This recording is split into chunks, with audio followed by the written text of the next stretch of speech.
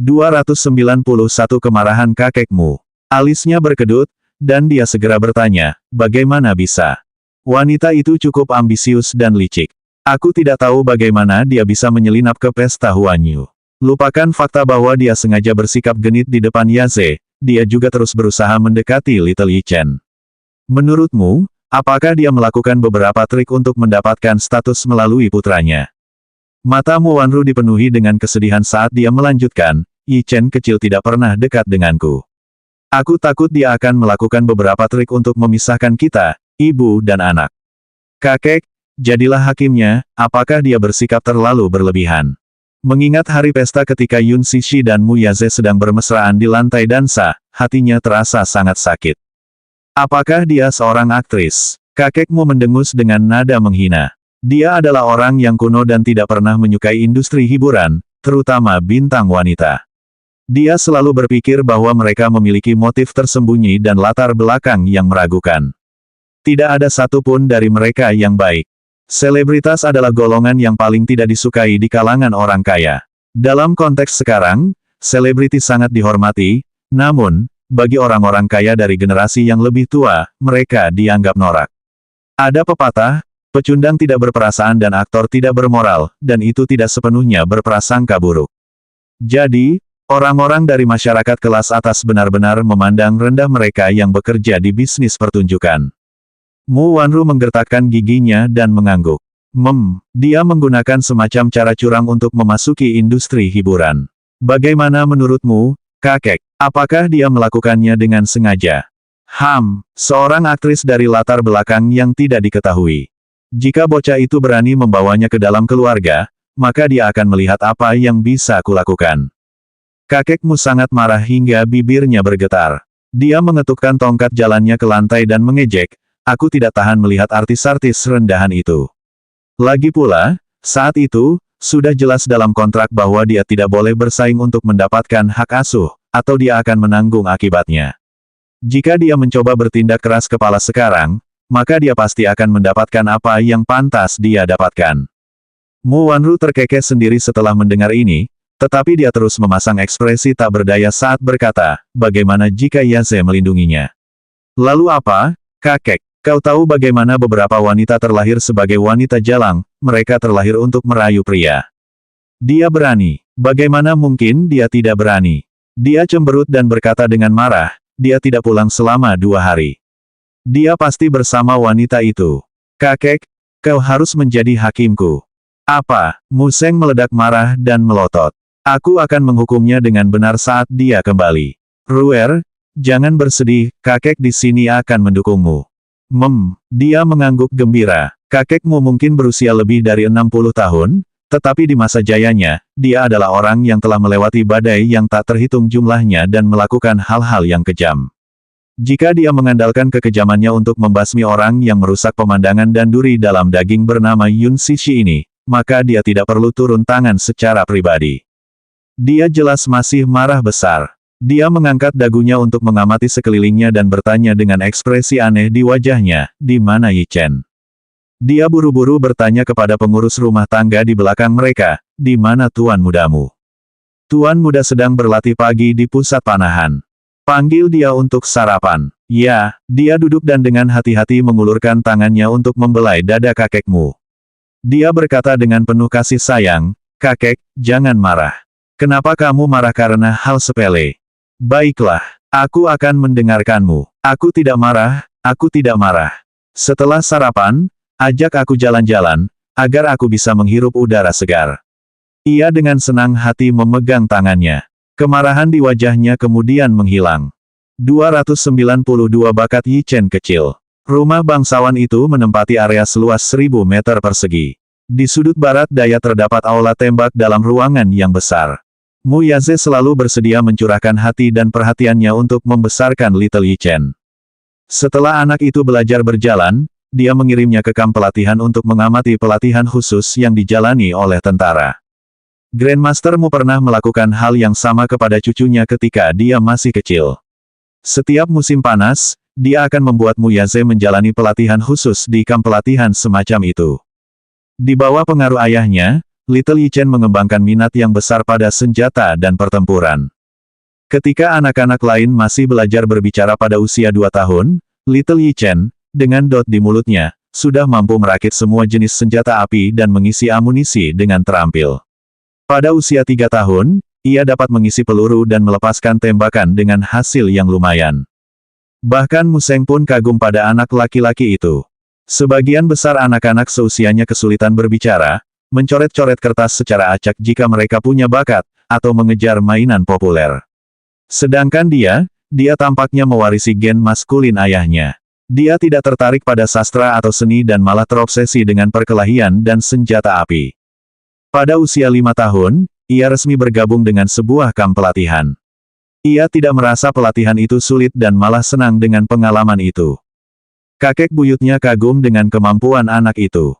Dibandingkan dengan Mu Yaze ketika dia masih kecil, Little Yi Chen tidak kalah sedikit pun dan, pada kenyataannya, lebih baik dari ayahnya. Di dalam rumah besar itu, tidak hanya ada aula anggar, tetapi juga aula panahan. Lapangan tembak dan arena pertarungan ini dibangun khusus untuk Little Yi Chen. Saat ini, di dalam aula panahan, keheningan total menguasai. Begitu sunyinya, sampai-sampai orang bisa mendengar suara jarum jatuh. Little Yi Chen mengenakan perlengkapan pelindung yang rapi dan elegan. Tubuhnya tegak dan tegap, dan di tangannya ada set busur dan anak panah yang berat. Dia mengatur napasnya sambil fokus pada target tembak yang berada beberapa ratus meter darinya. Jarinya tertekuk di tali busur. Dengan suara mendesing, anak panah yang dilepaskan, seolah membawa percikan api yang menggelegar, melesat di udara dengan megah. Tembakan itu langsung mengenai sasaran. Tuan muda, pengasuhnya bergegas menghampiri dan menunggu cukup lama di samping. Ketika dia melihat dia meletakkan peralatannya, dia membuka mulutnya untuk berkata dengan lembut, "Tuan muda, guru besar, dan nona muda meminta Anda untuk bergabung dengan mereka untuk sarapan."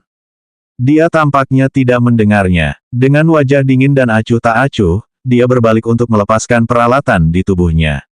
Dengan pikiran yang tiba-tiba, dia menghadap pengasuh dan bertanya, "Apakah ayah pulang ke rumah tadi malam?" "Tuan muda, tuanmu tidak kembali tadi malam." "Oke." Little Yi Chen mengerutkan alisnya saat matanya menatap lesu.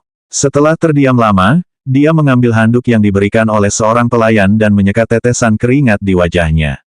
"Aku tidak mau makan. Kamu bilang saja ke kakek dan ibu kalau aku tidak punya selera makan." Kekecewaan dapat terdengar dalam kata-katanya yang acuh tak acuh. Pengasuh itu tampak khawatir. "Tuan muda, kalau Anda tidak sarapan, Tuan besar akan khawatir. Lagi pula, melewatkan sarapan tidak baik untuk tubuh Anda. Kalau begitu, siapkan 1 set sarapan untukku dan kirimkan ke ruang belajarku," jawabnya dengan dingin, lalu melangkah meninggalkan aula panahan. Sang pengasuh memperhatikan punggung anak laki-laki itu yang dingin dan tegak lalu menghela napas pelan. Ayah dan anak benar-benar mirip dalam aspek ini. Bagaimanapun juga, dia tidak punya pilihan lain selain menyiapkan apa yang diinginkannya, jadi dia buru-buru mengatur agar seperangkat makanan yang disiapkan dengan cermat dikirim ke ruang belajarnya. 293 rumah yang nyaman. Dengan satu dorongan, pintu terbuka menuju sebuah kondominium yang tenang dan sunyi. Mu Yaze mengikutinya ke dalam apartemen. Saat melangkah masuk, wajahnya langsung menunjukkan sedikit rasa jijik. Dia tidak menyukai tempat ini sedikit pun hanya dengan pandangan sekilas, tempat ini terlalu kecil untuknya. Namun, bagi Yun Sishi dan Yu Yu, ini sudah cukup luas. Jika dibandingkan dengan apartemen bekas Yun Ye Cheng yang hanya memiliki 2 kamar dan 1 aula, ini bisa dibilang sebagai kemewahan. Keduanya masih bisa memiliki kamar tidur, ruang belajar, dan aula sepanjang 10 meter. Namun, bagi Mu Yaze, yang tingginya 1,9 meter, apartemen ini merupakan tempat berlindung yang membatasi. Tangan dan kakinya terasa terikat di ruang sempit ini. Dia langsung pergi ke kamar tidur untuk mengambil pakaian ganti untuk Yu Yu. Pakaian rumah sakit itu kualitasnya buruk. Karena anak itu memiliki kulit sensitif, mengenakan pakaian itu pasti tidak nyaman. Meskipun anak itu tidak mengeluh, dia jeli. Ketika dia melihat titik-titik merah di pergelangan tangannya, yang jelas disebabkan oleh sensitivitas kulitnya, hatinya sangat sakit. Pakaian yang dibelikannya untuk putranya mungkin tidak mewah, tetapi kualitasnya pasti tinggi. Sejak lahir, Putranya memang anak yang sakit-sakitan, jadi dia selalu berhati-hati dalam hal apapun yang berhubungan dengannya. Karena dia sedang sibuk dengan urusannya, pria itu dibiarkan sendiri tanpa ada kegiatan apapun, jadi dia memutuskan untuk menjelajahi apartemen kecil ini karena penasaran. Dari pintu masuk, ada kamar mandi di sebelah kiri, yang mengingatkannya pada akuarium. Dia mengerutkan kening saat masuk dan kepalanya hampir terbentur kusen pintu. Kamar mandinya benar-benar terlalu sempit. Dalam jarak 7 hingga 8 meter, ada mesin cuci otomatis tua, mangkuk toilet, dan ruang ganti. Dia ceroboh saat masuk dan lututnya terbentur mesin cuci. Dia mengerutkan kening lagi karena sangat tidak senang dan semakin meremehkan tempat ini.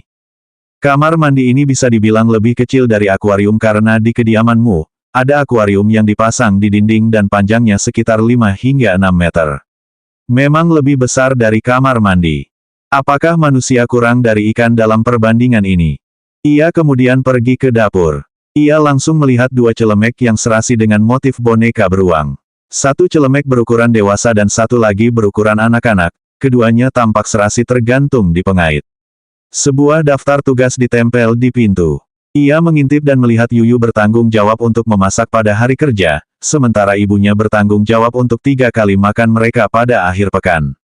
Pria itu tersenyum dan menganggap ini menarik. Bayi kecilnya tahu cara memasak, iya. Anak berusia 6 tahun itu ternyata bisa mengerjakan pekerjaan rumah tangga. Ia penasaran bagaimana masakan anak laki-laki itu nantinya. Di bagian selatan, terdapat 2 ruangan yang berjejer berdampingan. Salah satunya adalah ruang belajar. Dia tercengang saat melangkah memasuki ruangan itu. Ada mesin faks, printer, dan meja belajar dari kayu mahoni dengan brankas di atasnya. Selain itu, ada tempat pensil dan setumpuk sketsa desain. Semuanya tertata rapi. Yang tidak diketahuinya adalah bahwa semua yang ada di ruangan ini diatur oleh Yun Sishi sesuai dengan cetak biru Yun Tianyu. Kelihatannya seperti kantor mini yang terhormat. Biasanya, tanpa campur tangan ibunya, Yuyu lah yang bertugas membersihkan ruangan ini. Dia melirik sketsa desain di atas meja dan dengan penasaran mengambil kertas-kertas itu. Dia tercengang saat melihatnya. Tumpukan kertas tebal ini sebenarnya adalah rencana desain mainan. Garis-garis yang digambar sangat terampil dan indah. Baik konsep maupun desainnya, sketsa dalam manuskrip itu cerdik.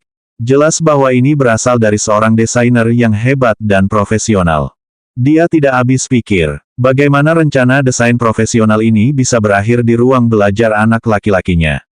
294 wajahnya yang sedang tidur. Siapa namamu? Pria itu mendongak dan melihat Yun Sishi membawa setumpuk cucian kotor. Dia melihat lembaran desain mainan di tangannya dan memperingatkan dengan tegas, jangan sentuh apapun yang kamu lihat di sana, atau kamu akan marah. Ruang belajar itu adalah dunia kecil Yuyu. Kadang-kadang dia masuk untuk membersihkan debu dan mengangin-anginkan ruangan, tetapi dia tidak pernah menyentuh apapun di dalamnya. Ia meletakkan kertas desain itu dan keluar dari kamar. Dari sudut matanya, seolah-olah ia telah menemukan dunia baru, ia melihat kamar tidur dan langsung menuju ke sana. Dahinya berkeringat dingin saat dia berdiri di samping. Ini tampak seperti seorang bangsawan yang disediakan untuk menjelajahi daerah kumuh. Namun, dia tidak memikirkannya lebih lanjut, dan terus membawa pakaian-pakaian itu ke kamar mandi. Dia memutuskan untuk menggunakan waktu ini untuk mencuci semuanya. Sementara itu, pria itu melanjutkan dengan membantu dirinya sendiri untuk tur kamar tidur. Begitu memasuki kamar, pemandangan ranjang ganda, dilengkapi selimut dan spray biru muda yang memancarkan kesan ceria dan hangat, menyambut matanya. Yuyu menyukai warna biru dan lebih menyukai hal-hal yang sederhana, sehingga spray memiliki desain minimalis. Banyak buku tersusun di atas meja tempat tidur. Ia memilih beberapa buku dengan santai, ada novel, fabel, komik strip, dan bahkan cerita dongeng. Ia merasa bahwa, melalui koleksi buku ini, ia akhirnya menemukan jejak kepolosan seorang anak. Dia perlahan duduk di tempat tidur. Bayangan Yun Tianyu bersandar di kepala tempat tidur dan malas membalik-balik buku komik muncul di benaknya. Sekolah merekomendasikan daftar buku ini kepada orang tua. Yun Sishi secara khusus membeli beberapa seri buku di toko buku sesuai dengan daftar buku dan meletakkannya di meja tempat tidur. Sebelum tidur di malam hari, ia akan menggendong anak laki-laki itu di lengannya dan dengan lembut membacakannya cerita dari buku-buku tersebut. Biasanya, anak lelaki itu tidak suka dengan komik dan buku yang baginya seperti permainan anak-anak. Menurutnya komik dan buku itu agak membosankan dan menjemukan, tetapi karena ia menyukai cerita ibunya, ia pun rela mendengarkannya. Suaranya sungguh lembut, kualitasnya yang halus bagaikan suara wanita Jiangnan yang berbicara dalam dialek Suzhou. Baginya, tertidur dengan suara indahnya adalah hal yang paling membahagiakan di dunia. Tempat tinggal kecil ini memancarkan suasana hidup dan kehangatan yang tenang. Tempat tidur di kamar kecil itu tidak cukup besar untuk menampung tubuh Mu Yaze, dan dia tidak dapat membaringkan anggota tubuhnya dengan nyaman tidak peduli posisi apa yang diambilnya. Tetapi saat dia mencium aroma mentega milik seorang anak dan aroma menyegarkan yang unik milik Yun Sishi, dia entah bagaimana merasa damai di dalam. Perpaduan aromanya menenangkan dan anggun. Tidak berlebihan atau kuat, tetapi manis bagi jiwa dan menyehatkan tulang. Sesaat ketenangan menyelimutinya dalam pelukan hangatnya. Ketika dia melangkah ke kamar tidur lagi dan melihat lelaki itu tertidur lelap di tempat tidur, dia secara refleks menyeringai. Dia ingat dengan jelas seorang lelaki yang mengatakan kepadanya sebelumnya bahwa dia penuh vitalitas. Dia bergerak hati-hati ke sisi tempat tidur dan membungkuk untuk mengamati wajah lelaki itu yang sedang tidur dengan saksama. Lelaki yang sedang tidur itu memejamkan matanya sedikit. Di bawah cahaya redup, bayangan samar terbentuk di bawah wajahnya yang tajam. Matanya yang panjang dan ramping serta bulu matanya yang tebal dan hitam legam tampak indah dan menarik. Dia mengangkat alisnya karena terkejut. Dia ingat bahwa, saat Yuyu lahir, dia sudah memiliki rambut hitam pekat dan tebal, dan begitu dia tertidur, bulu matanya yang lembut dan penuh akan membingkai matanya, bulu matanya jauh lebih tebal daripada bulu matanya. Ternyata dia mewarisinya dari pria ini. Pangkal hidungnya yang mancung tampak tinggi. Ia tampak seperti patung yang terwujud melalui pengerjaan yang cermat dan luar biasa. Hal ini terutama berlaku untuk bibirnya yang tipis dan menggoda, bentuknya saat ini sangat dicari untuk dicium. Bibirnya tipis tetapi angkuh. Ketika dia tersenyum, lengkungan di sudut bibirnya dingin tetapi menawan. 295 benar-benar dapat dibenarkan.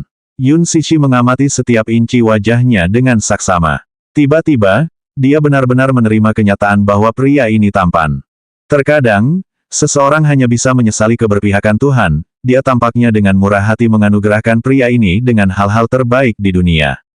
Dia telah memberinya kekuasaan yang sangat besar, sebuah keluarga dengan kekayaan yang tak terbatas yang dapat menyaingi sebuah negara, dan kecantikan yang tak tertandingi. Dia adalah perwujudan kesempurnaan. Akan tetapi, ia diberi watak yang aneh untuk mengimbangi semua itu. Ia temperamental dan memiliki karakter yang buruk. Mungkin, hal ini juga berlaku di kalangan orang kaya. Ia selalu mementingkan diri sendiri. Ketika menginginkan sesuatu, ia harus mendapatkannya. Jika tidak berhasil, ia lebih suka menghancurkannya daripada memberikannya. Dan jika dia tidak menyukai sesuatu, dia tidak akan menginginkannya, dan dia tidak akan pernah bisa dipaksa oleh orang lain untuk menginginkannya. Dia tegas tetapi sangat sombong. Dia punya modal untuk bersikap seperti ini. Saat pikiran-pikiran itu merasuki benaknya, lelaki di ranjang itu tiba-tiba membuka lebar matanya, dan tatapan tajamnya bertemu dengan tatapan lelaki itu. Dia terkejut. Detik berikutnya, lengannya yang kuat melingkari pinggangnya dan menariknya ke dalam pelukannya. Segala yang ada di depan matanya berubah jungkir balik karena ia langsung terbebani oleh tubuh pria itu. Tempat tidur gandanya tidak besar, dan hampir tidak dapat memuat dua orang, tetapi sangat empuk. Rangka tempat tidur sedikit cekung karena berat gabungan keduanya dan tubuhnya pun tenggelam. Dengan tubuh besar pria itu yang melayang di atasnya, tidak dapat dihindari bahwa ia akan merasa kesulitan bernapas. Karena tubuhnya yang sangat besar, wajahnya menjadi merah. "Hei, Mu Yaze, apa yang sedang kamu lakukan?" Ia menundukkan pandangannya dan mencium aroma wangi yang tertinggal di rambutnya. Dengan suara yang dalam, ia berbisik dengan anggun di telinganya, "Tidur dengan wanitaku." Apa? Dia pikir dia salah dengar. Sebaliknya, pria itu mengulanginya dengan baik, "Aku bilang aku akan tidur denganmu." Sedikit putus asa, dia membantahnya dengan marah, "Setiap kali, yang kau pikirkan hanyalah ini. Tidak bisakah kau memikirkan hal lain? Tidur dengan wanitaku, bukankah ini sesuatu yang sepenuhnya dibenarkan?" Lebih baik dia menyerah saja. Bagaimana mungkin dia bisa lupa? Pria ini selama ini sombong dan sombong. Dia tidak pernah peduli dengan perasaan orang lain. Tidak ada lagi perlawanan, dan tidak ada lagi dorong-dorongan. Dia hanya membuka lebar tubuhnya dan membiarkan pria itu mengambil apa yang dia butuhkan. Dia memejamkan matanya tanpa ekspresi, tanpa melawan, terlihat diam seperti ikan mati. Hal itu menyebabkan keadaan menjadi buntu dan tidak ada kemajuan yang dicapai dari kedua belah pihak. Lelaki itu, yang mendesaknya, memenjarakannya dalam diam, tetapi untuk waktu yang lama, dia tidak melanjutkan gerakan selanjutnya. Dia merasa agak ragu dan melalui matanya yang setengah terbuka, dia melihat pria itu tengah menatapnya dengan penuh selidik. Tiba-tiba, tanyanya monoton. Yun Sishi, kamu sungguh tidak bijaksana, iya. Apa maksudmu? Mereka yang menanti bantuanku akan rela mengantre dari sini sampai ke Milan, tapi hanya dirimu yang, sebaliknya, menjauhiku bagaikan wabah. Dia menatapnya dengan dingin. Dia sudah melihat banyak wanita bermain permainan kucing-kucingan, dan, seringkali, beberapa orang bodoh akan menjalankan taktik itu di depannya, jadi, dia bisa dengan mudah mengatakan sekarang bahwa penolakan dan pembangkangan wanita ini terhadapnya tidak palsu. Dia benar-benar menghindarinya dengan segala cara. Sombong sekali. Dalam tata cara yang benar, dia seharusnya berlutut dengan khusyuk kepadanya sebagai rasa terima kasih atas kebaikannya dan harus memperlakukannya sebagai suatu perlindungan besar. Dia mengejek, mereka mungkin buta, tapi aku tidak. Mereka buta. Dia sedikit menggeser tubuhnya ke samping. Menggunakan lengannya untuk menopang dirinya sendiri, dia menenangkan diri dan kemudian membalas sambil menatap tajam ke arahnya, bagaimana mereka bisa buta. Lidahnya keluh. Mengapa kamu tidak mengatakan apapun? 296 hukuman. Ada begitu banyak wanita di dunia, tapi mengapa kamu begitu ngotot hanya padaku? Urus saja urusanmu sendiri. Muyaze mengangkat dagunya dan mendekatkan wajahnya yang tampan ke arahnya. Menempelkan bibirnya yang sedikit dingin ke sudut bibirnya, kehangatan napasnya menyelinap melalui celah di antara bibirnya dan menyerbu rongganya. Napasnya berangsur-angsur menjadi tidak stabil dan sedikit lebih pendek. Bibirnya yang tipis dan menggoda bergerak maju mundur di lehernya. Ia mendaratkan ciuman lembut padanya dan akhirnya hanya menginginkan lebih. Ia sangat mirip dengan para pengembara yang merasa haus saat tersesat di padang pasir, baginya, ia seperti mata air ajaib yang bersih dan jernih. Ia mencicipinya terus-menerus, tetapi dahaganya tidak terpuaskan. Bibir tipisnya menekan sepanjang garis leher wanita itu yang anggun, dan lengannya yang kuat melingkari pinggang wanita itu yang ramping dan rapuh. Ia memberikan kekuatan pada punggungnya, kemudian mendorong tubuhnya lebih dekat ke dadanya. Terpisah oleh lapisan pakaian tipis, dia bisa merasakan suhu, kekenyalan, kehangatan, dan keajaiban kulitnya. Ia menopang bagian belakang lehernya dengan telapak tangannya dan mendorongnya ke depan untuk menyambut bibirnya. Napasnya yang panas langsung terhempas ke bibirnya sepenuhnya, seluruh tubuhnya tersedot keluar. Tak lagi puas dengan hanya menggaruk permukaan, lelaki itu menerjang lebih ganas dan menyelidiki secara menyeluruh.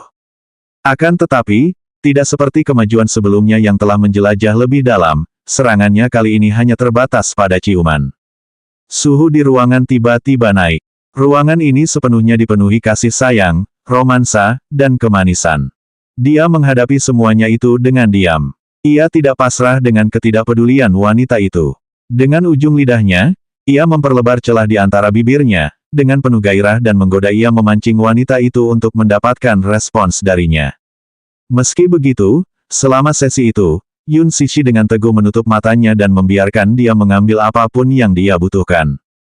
Jika dia menginginkan sesuatu, maka dia akan memberikannya. Itu bukan sesuatu yang terlalu rumit. Bahkan jika dia harus berjuang, itu tidak ada gunanya, dan dia malah bisa membangkitkan hasrat kuat pria itu untuk menaklukkannya. Jika dia merentangkan anggota tubuhnya dan membiarkannya melakukan apapun yang dia inginkan, dia pasti akan merasa bosan dan, mungkin, bahkan akan kehilangan minat padanya. Kalau begitu, tidakkah dia akan mendapatkan kembali kebebasannya? Dia akan terbebas dari pria ini dan kembali ke kehidupan normalnya. Sesuai dugaannya, tanpa mendapat tanggapan apapun darinya, dia hanya menganggap hal ini tidak pantas dan tiba-tiba menghentikan ciumannya. Dia mengangkat pandangannya untuk menatap wajah keras kepala dan sombongnya, dan alisnya sedikit berkerut karena jengkel. Dia merasa ini sangat membosankan. Ia lebih suka jika wanita itu melawan atau melawan. Dengan begitu, ia setidaknya akan merasakan sensasi menaklukkannya. Sikapnya yang melebarkan diri seperti ini dan membiarkannya melakukan apapun yang diinginkannya menyebabkan minatnya berkurang drastis. Dia menundukkan pandangannya yang kesal dan menggigit telinganya sebagai hukuman. Rasa sakit yang tajam menjalar dari dalam dirinya, dan dia menggertakkan giginya, berusaha menahan diri untuk tidak bersuara. Sekalipun itu menyakitkan baginya, dia tidak memberikan reaksi apapun. Apakah kamu pikir kamu adalah ikan mati? Apakah dia sebenarnya tidak tahu bagaimana cara memberi jawaban, atau dia pikir terlalu sulit melakukannya bersamanya? Aku memberimu apa yang kau inginkan dan aku menurutimu. Kau ingin aku bersikap baik, kan? Dia mengejeknya sambil tersenyum, sedikit rasa benci terpancar di matanya. Dia membenci amukan dan kesombongannya. Dia membenci paksaannya. Baiklah, bukankah ini bentuk perlawanan lain darinya? Ia segera mendongak, bibirnya meluncur di atas tulang selangka yang tegas dan seperti giok. Ia menempelkan bibirnya di leher wanita itu dan dengan ganas bergantian antara mengisap dan menggigit, napasnya yang panas membara terus-menerus mengipasi kulitnya. Dia mengatupkan giginya rapat-rapat. Awalnya dia ingin menahannya, tetapi ketika menyadari tindakan kejam dan provokatif pria itu, dia tidak bisa lagi menoleransinya dan mendorongnya dengan paksa. Dia turun dari tempat tidur, berjalan ke cermin rias, dan menatap ke dalamnya. 297 lesat. Wanita dalam pantulan itu memiliki pipi yang memerah dan mata yang muram. Yang menyambut matanya adalah bekas luka yang mencurigakan, merah dan bengkak, di leher yang terbuka. Gigitan cinta itu sangat mencolok, seolah-olah pria itu sengaja mengukir tandanya di kulitnya. Sungguh tidak enak dipandang. Dia marah besar dan menggunakan ibu jarinya untuk menggosok bekas itu dengan kuat, tetapi usahanya malah membuat bekas itu semakin bengkak dan terlihat. Musim telah memasuki pertengahan musim panas. Pria itu ingin mempermalukannya dengan tanda merah yang kentara di lehernya. Bagaimana orang ini bisa begitu kasar? Dia berbalik dan berkata sambil menggertakkan giginya, "Muyase, kamu keterlaluan. Ini adalah hukuman. Hukuman." Dia membelalakan matanya karena tak percaya. Sungguh pria yang menjengkelkan. Dengan marah, dia berbalik dan meninggalkan ruangan.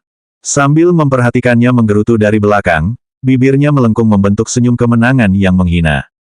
Ia langsung menuju dapur. Sambil bersandar di wastafel, ia menundukkan kepalanya sedikit, mengambil air dari keran yang mengalir, dan memercikkan air itu ke pipinya yang panas dengan harapan dapat mendinginkan kulitnya yang panas dengan cepat. Dia mengambil handuk dan membasahinya dengan air sebelum menggunakannya untuk menyeka pipi dan lehernya. Dia mengusapnya terus-menerus dan penuh kebencian, seolah-olah dia mencoba menghapus sisa napas dan jejaknya di tubuhnya. Setelah beberapa saat, dia akhirnya mendesah sia-sia. Mengapa aku mempersulit hidupku sendiri? Apakah aku akan menyiksa diriku sendiri juga? Menggeram, perutnya mengeluarkan suara yang panjang dan lemah. Dia lapar, merasa gelisah. Dia menggigit bibir bawahnya dan membuka pintu lemari es. Tidak banyak makanan yang tersisa di dalamnya, beberapa butir telur, sepotong daging sapi, dan sebungkus mie. Ia berpikir sejenak dan memutuskan untuk memasak sesuatu untuk mengisi perutnya. Setelah perutnya kenyang, ia bisa segera pergi ke rumah sakit untuk menggantikan ayahnya menjaga Yuyu. Dia tidak begitu ahli dalam memasak dan hanya tahu cara memasak beberapa hidangan sederhana. Saat dia masih tinggal di rumah Yun, dialah yang bertanggung jawab atas semua pekerjaan rumah. Saat itu, selain kuliah untuk menyelesaikan kuliahnya, ia juga bekerja paruh waktu. Ia sudah cukup sibuk, tetapi ia masih harus menyiapkan 3 kali makan di rumah. Itu karena ayahnya memiliki jadwal kerja yang padat. Ibu angkatnya hampir tidak pernah memasak, apalagi adik angkatnya.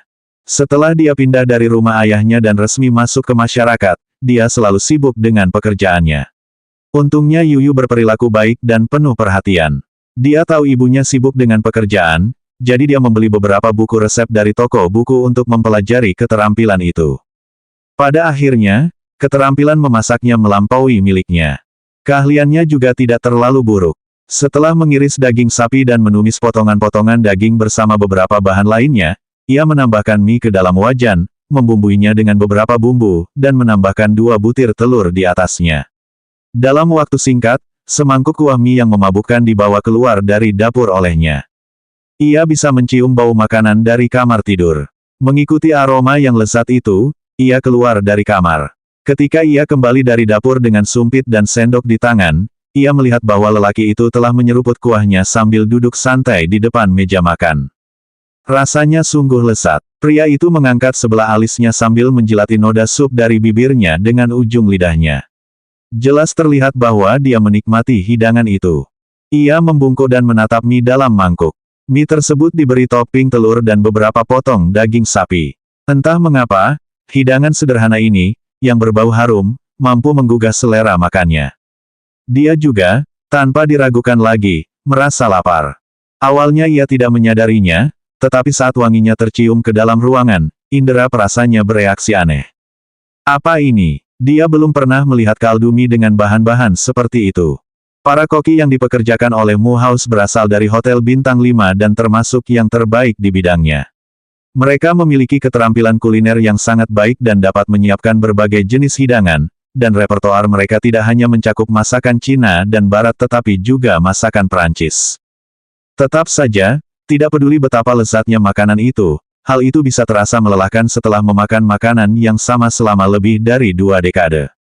Oleh karena itu, sebagai sesuatu yang baru, sup mie di depan matanya tentu saja menarik. 298 berhak untuk tetap lapar.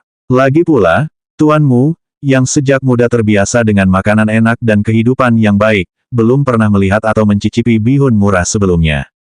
Jangan bilang kalau dia tidak pernah makan bihun seumur hidupnya meskipun dia kaya. Oh, itu mungkin. Ini adalah makanan orang biasa. Dia tidak akan punya kesempatan untuk memakannya sebagai orang elit. Dia terdiam karena absurditas fakta ini. Sambil meletakkan sumpit dan sendok di atas meja, lelaki itu tanpa diduga mengambilnya dan mulai melahap mie tersebut. Dia tampak menikmati makanannya. Di luar jendela, sinar matahari masuk melalui ambang jendela. Ia duduk dengan punggung tegak. Bahkan saat ia sibuk dengan mie, ia tetap anggun dan tenang dalam sikapnya. Tak ada suara yang keluar darinya. Dia sekarang sepenuhnya percaya bahwa dia adalah seorang elit, seseorang yang telah menerima pelatihan etiket yang sangat baik, setelah menyaksikan perilakunya di meja makan. Dia mungkin memegang semangkuk mie biasa di tangannya, tetapi setiap tindakan dan tingkah lakunya memperlihatkan keanggunan seorang bangsawan. Kecanggihan ini tidak dibuat-buat. Etika makan ini sudah ditanamkan padanya selama lebih dari 1 dekade. Formalitas kini menjadi bagian dari kepribadiannya. Ia cemberut kesal saat melihat jatah bihunnya direbut oleh lelaki itu.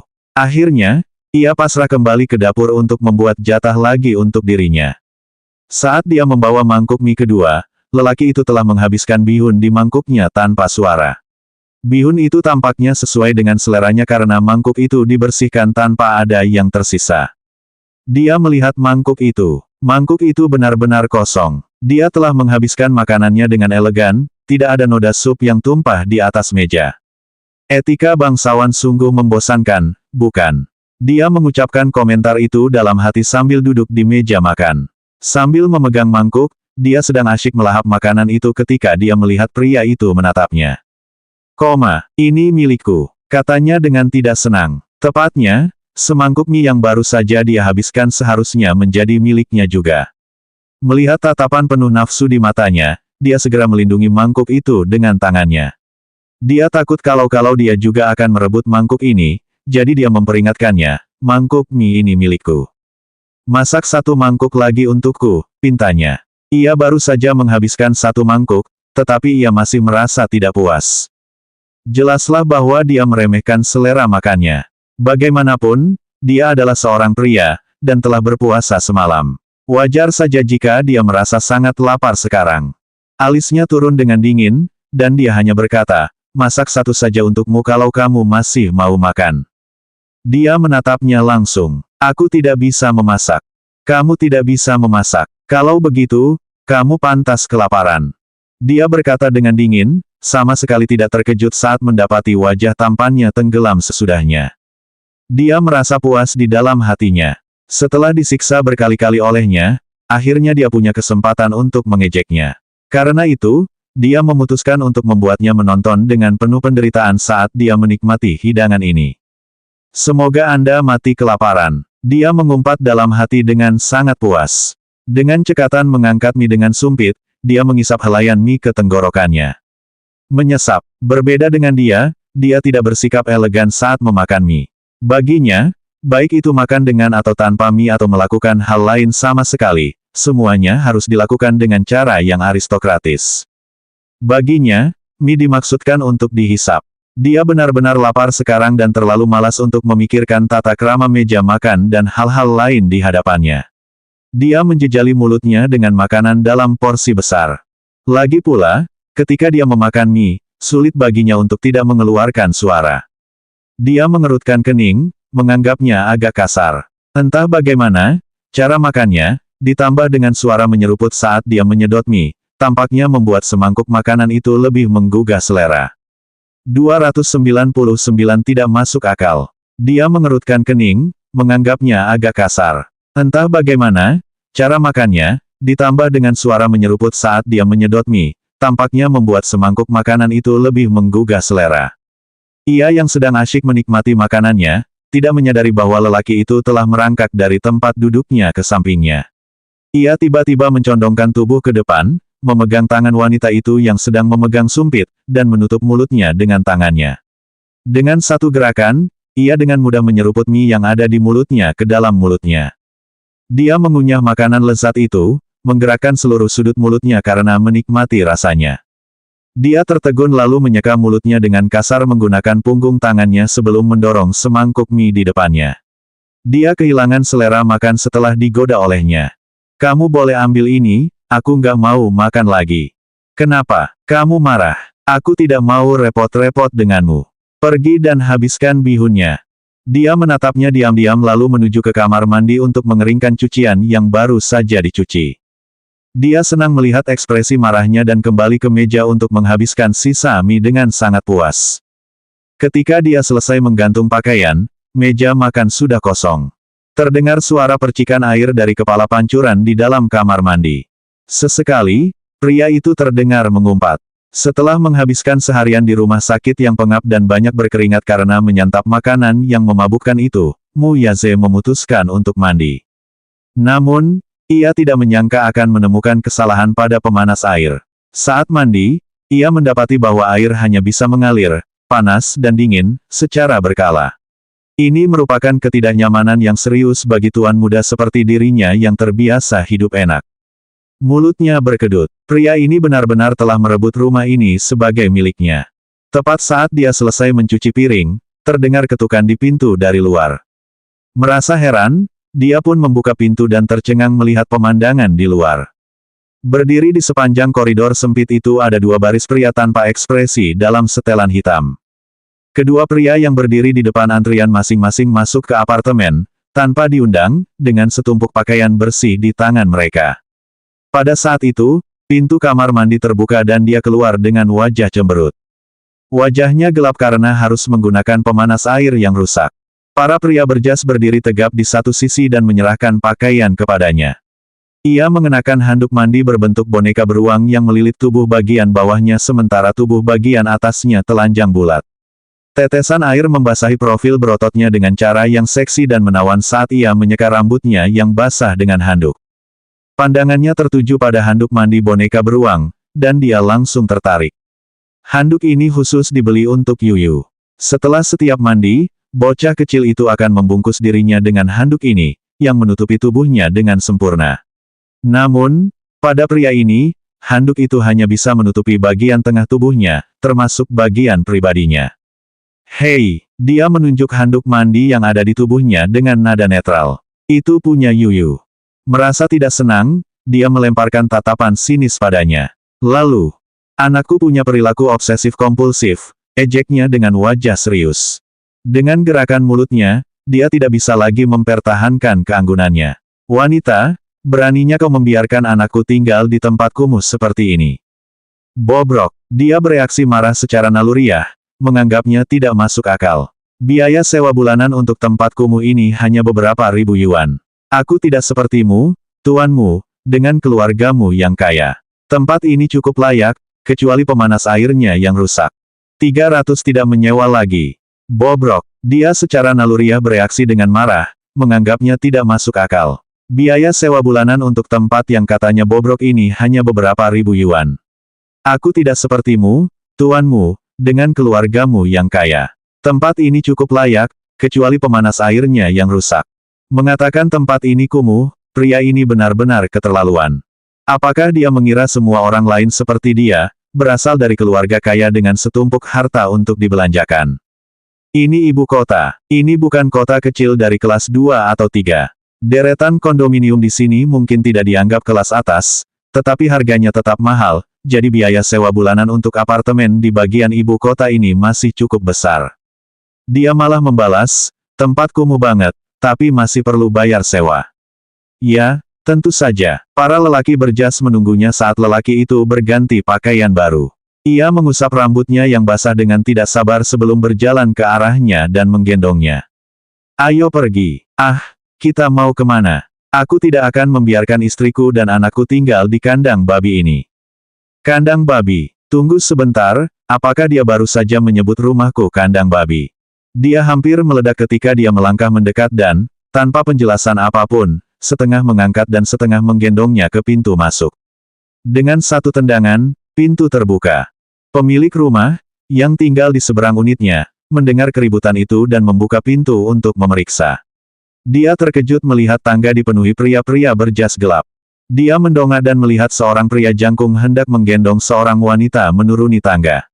Begitu dia tersadar dari keterkejutannya dan mengenali wanita itu sebagai penyewanya, dia segera menghampirinya dan berkata, "Hei, aku tidak melihatmu selama 2 hari terakhir ini. Untuk biaya sewa bulan ini, kamu." Yun Sishi menyewa salah satu unit apartemen atas nama pemilik rumah ini. Ketika pembangunan ini pertama kali dibuka untuk dijual, wanita itu segera membeli 2 apartemen, salah satunya dibeli sebagai rumah pernikahan bagi putranya di masa mendatang. Namun, putranya masih di sekolah menengah. Membiarkannya kosong juga merupakan pemborosan. Jadi, untuk sementara, ia menyewakannya setelah melakukan renovasi sederhana. Sebelum dia bisa menyelesaikan kata-katanya, Muyaze dengan tidak sabar menjawab, "Kita tidak akan menyewa tempat ini lagi." Hah! Sang pemilik rumah tercengang ketika melihat mereka meninggalkan tempat itu. Direkturmu, bagaimana dengan unit ini? Tempat ini berukuran 532 meter persegi dan dilengkapi dengan 7 kamar, 3 aula, dan 5 penjaga keamanan. Tempat ini juga dilengkapi dengan taman pribadi dan kolam renang. Villa ini memiliki total 5 lantai dan lift pribadi. Di dalam kantor pusat sebuah perusahaan real estate, seorang manajer dengan malu-malu mempersembahkan sejumlah villa mewah Xiangti Walk kepada pria dingin dan menyendiri yang duduk di sofa. Dia mengambil brosur itu dari tangannya, melihatnya sekilas, lalu menundukkan kepala untuk meminta pendapat wanita dalam pelukannya. "Apakah kamu menyukainya?" Yun Sishi masih agak linglung saat dia menggelengkan kepalanya. Ketika dia menolak dengan menggelengkan kepala, pria itu tidak menanyakan alasannya dan hanya menatap manajer dengan pandangan netral, yang penuh harap. "Ganti. Tentu, direkturmu, mohon tunggu sebentar." Manajer itu tidak menunjukkan rasa kesal apapun saat dia dengan hormat mundur. Wanita itu mendongak dan mengamati sekelilingnya. Baginya, itu seperti sedang bermimpi. Xiangti Walk adalah kawasan perumahan mewah yang sedang dikembangkan oleh perusahaan real estate di bawah naungan Deseng Financial Group. Klien yang tertarik memiliki sebidang tanah di kawasan itu memiliki kekayaan bersih yang tinggi. Sebuah villa dengan luas 500 meter persegi memiliki harga rata-rata 80 juta yuan. Setelah dikonversi, harganya menjadi rata-rata 160 ribu yuan per meter persegi. Tingkat kemewahan itu sungguh mencengangkan. Distrik itu memiliki villa, bungalow, dan bahkan apartemen mewah yang tersedia bagi para pekerja kerah putih tingkat tinggi. Desain apartemen yang baru-baru ini dipresentasikan adalah gaya Mediterania retro, yang mewah dan bermartabat, dengan keanggunan yang unik. Itu dianggap sebagai salah satu properti paling mewah di ibu kota. Awalnya, sang manajer tidak mengenali wajah Muyaze dan menganggapnya sebagai pelanggan biasa, jadi dia tidak terlalu bersusah payah berjualan. Lagi pula, sebagai seorang manajer perusahaan real estate, orang dengan status biasa seperti dia biasanya tidak akan punya kesempatan bertemu langsung dengan CEO Deseng Financial Group. Selanjutnya bab 301 bukan sesuatu yang perlu Anda pertimbangkan.